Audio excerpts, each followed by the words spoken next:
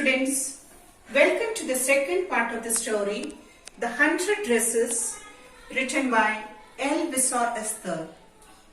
So, in the first part of the story, we read about a girl who is teased by other students because she was different.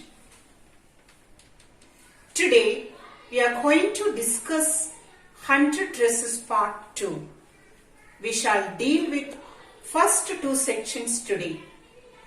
Yesterday we saw in the classroom, the students were happy and appreciating the winners of the drawing contest. All of them went home with the same happiness, but Peggy and Maddie were thinking of what happened to Wanda. The next day in the class, the students were busy in talking. Then the monitor brought a note to Miss Mason from the principal's office. She read the note several times and thought for a while. Then she asked the students to be quiet. There was a pin drop silent in the class. All were very eager to know what next. Miss Mason said that she has a letter from Wanda's father. She read the letter to the students. So, dear students, that was the time when there was a deep silence in the class. The teacher felt very sad. Still, she spoke to the students. Whatever happened, it happened so, out of your thoughtlessness. Hereafter, you all should be careful that such thing should not happen in your class. However, the first period was a study period. Mary tried to prepare her lessons, but she could not put her mind.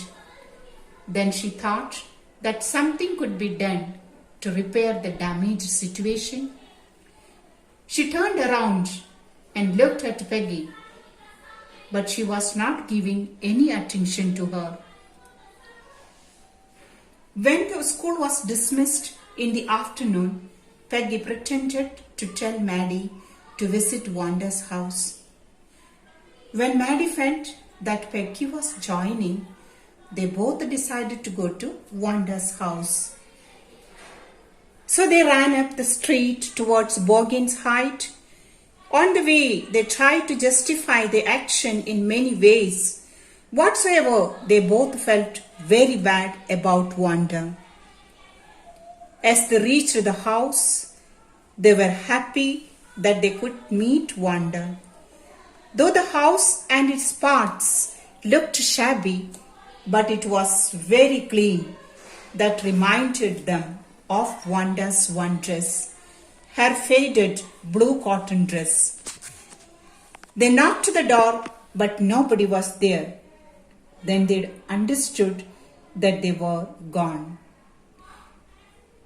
So sad, they went back home. Maddie could not sleep that night. She decided very clearly that she would change her behavior. She made her mind to be strong enough to stand to speak for the right.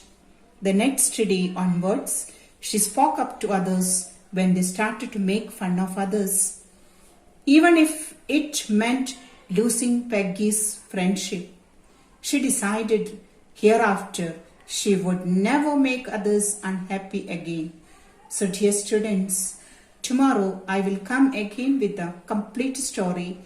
Let's conclude the classroom today by looking at the value points. Never try to become a coward. Have courage to speak against injustice.